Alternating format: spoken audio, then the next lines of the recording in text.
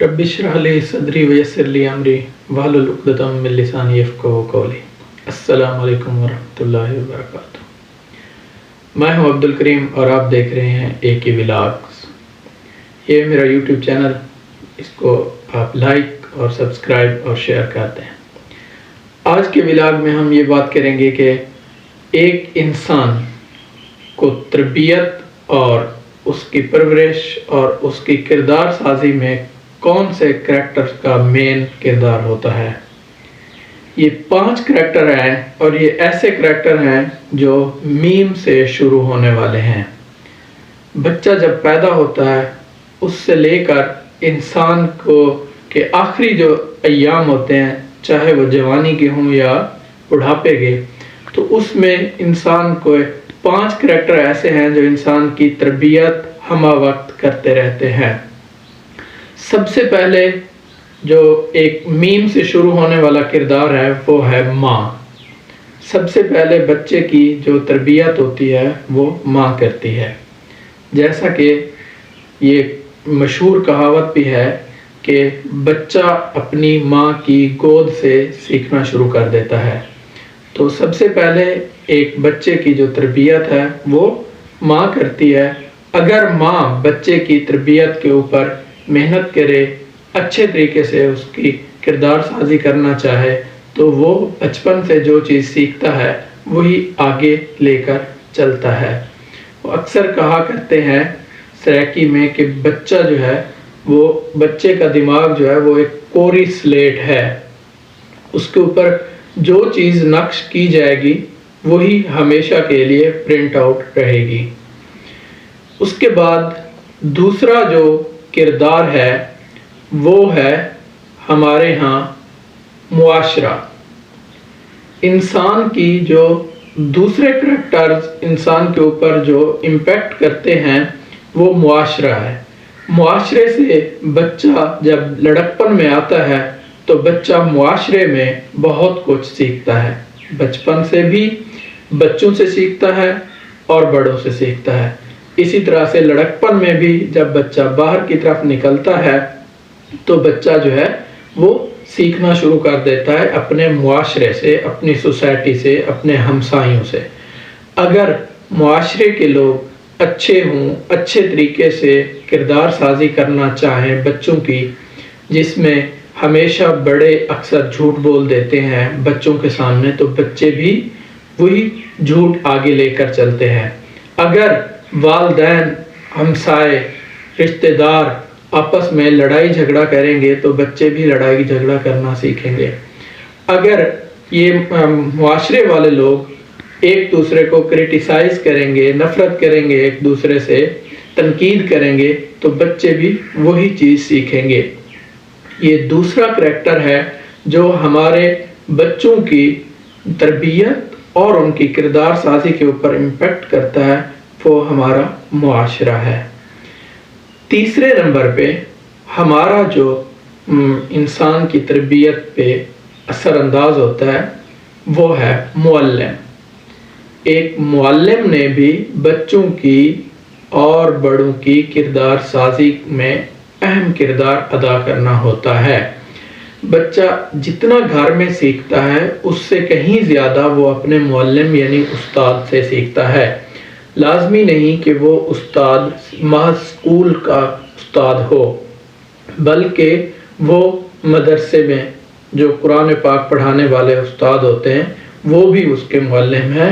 अगर वो कहीं पे काम सीख रहा है और उसको काम सिखाने के लिए जो उसका उस्ताद है वो भी उसका मुअल्लिम है, वो उससे भी सीखता है। इसी तरह से वो जहाँ कहीं भी किसी से भी कुछ सीखता है वो उसका उस्ताद है, यानी कि मुअल्लिम है। और ये हमारा तीसरा मीम है जिससे इंसान सीखता है। मीम से शुरू होने वाला ये करैक्टर मुअल्लिम। इसमें जैसा कि हज़रत अली करमुल्लाह वजह का कौल है कि जिसने मुझे एक लफ्ज़ भी पढ़ाया उसने मुझे अपना गुलाम बनाया। तो इससे मुराद ये है कि बच्चे को कहीं से भी कुछ सीखने के लिए अगर मिला है, किसी ने कुछ उसे बताया है, तो इसका मतलब ये हुआ कि वो उसका उस्ताद है, यानी कि मुअल्लिम है। तो تو یہ تیسرا جو کریکٹر ہے یہ بچے کو سکھانے کے لیے، اس کی تربیت کرنے کے لیے، اس کی کردار سازی کے لیے اہم رول پلے کرتا ہے۔ بچہ اپنے استاد کو ہمیشہ کاپی کرتا ہے، اپنے معلم کو کاپی کر کے وہی چیزیں اپنے اندر لانے کی اکثر کوشش کرتا ہے کہ میں اپنے معلم یعنی اپنے استاد، اپنے استانی، اپنے ٹیچر کی طرح دکھتا نظر آؤں۔ یا بچی ہے تو وہ بھی اپنی ٹیچرس یعنی استانی کو کاپی کرتی ہے، اس کی ڈریسنگ، اس کا آنا جانا، ان کے لائف سٹائل کو کاپی کرتے ہیں، اور یہ اس کی تربیت ہو رہی ہوتی ہے، اور یہ معلم کا مین کردار ہوتا ہے۔ اس کے بعد جو چوتھا میم سے شروع ہونے والا ہمارا کریکٹر ہے وہ ہے ممبر۔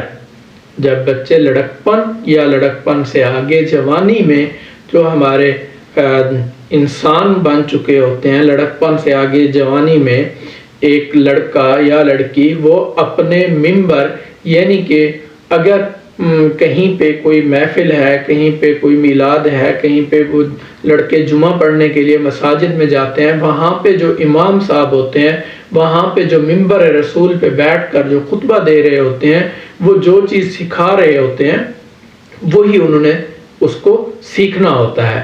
اکثر اب ہم دیکھ لیں جس طرح سے ہمارے پاکستان کے اندر فرقہ واریت بہت زیادہ عروج پہ ہے، تو ہمارے تمام مکاتب فکر کے جو ہمارے لڑکے ہیں، لڑکیاں ہیں، انہوں نے اپنے فقہ کو ہی کاپی کرنا ہوتا ہے۔ اپنے فقہ کا عالم، مفتی، مجتہد اگر کوئی بات 100% ٹھیک نہیں بھی کرتا، پھر بھی اس کے جو فقہ والے ہوتے ہیں وہ اسی کو ہی کاپی کرتے ہیں۔ تو وہ اگر کسی دوسرے فقہ کا کوئی بھی عالم اس بات کو 100% ٹھیک کر رہا ہوتا ہے، لیکن پھر بھی دوسرے فقہ والے اس کو جو ہے ماننے کے لیے تیار نہیں ہوتے۔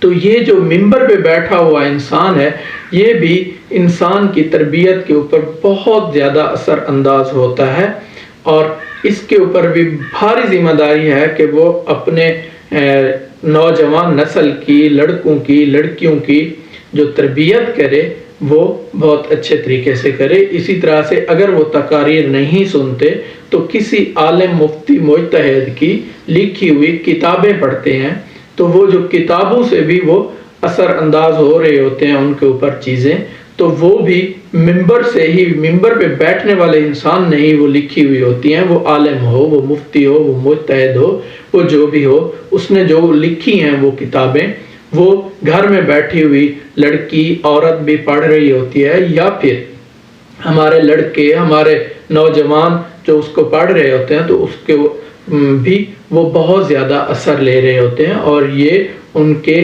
کردار سازی میں بہت زیادہ اثر انداز ہوتا ہے۔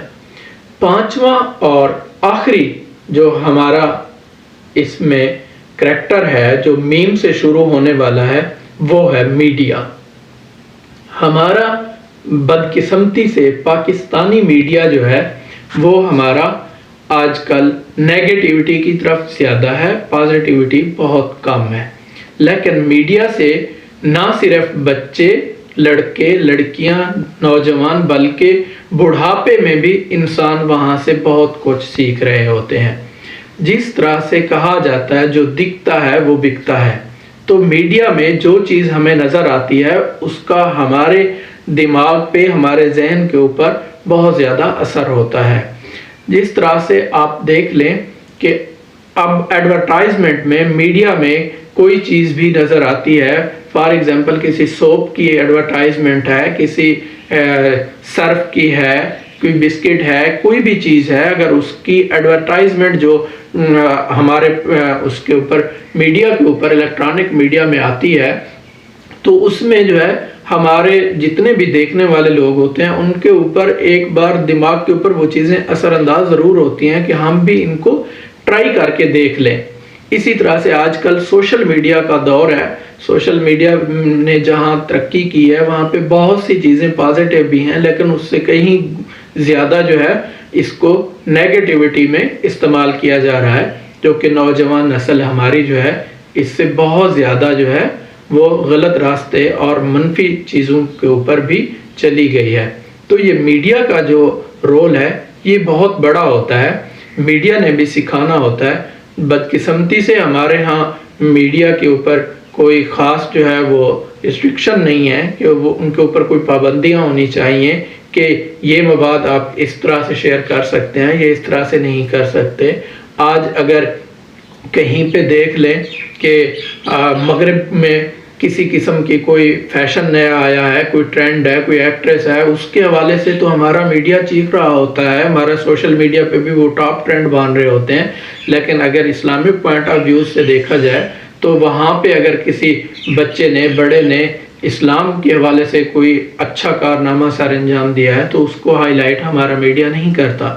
تو یہ ہمارا میڈیا جو ہے یہ بھی انسان کی کردار سازی میں بہت زیادہ اہمیت کا حامل ہوتا ہے، جو کہ بدقسمتی سے ابھی جو ہے وہ اپنا جو رول ہے وہ پازیٹیو پلے نہیں کر رہا۔ لیکن ہم امید کرتے ہیں کہ انشاءاللہ اللہ تبارک و تعالیٰ کے فضل و کرم سے مستقبل میں ہمارا پاکستانی میڈیا اس کو کوئی اچھا لیڈر آ کر اس کو اچھے طریقے سے چلائے گا، اس کو ریگولیٹ کرے گا، اس کے اوپر ریسٹرکشن ہوں گی، اس کے اوپر حدود و قیود ہوں گی، تاکہ یہ ہمارے انسانوں کی تربیت اور کردار سازی میں اپنا اچھے طریقے سے کردار ادا کر سکے۔ بہت شکریہ۔ ایک بار پھر آپ سے ریکویسٹ ہے کہ چینل کو لائک، سبسکرائب اور شیئر کر دیں۔ اللہ پاک آپ سب کا حامی و ناصر ہو۔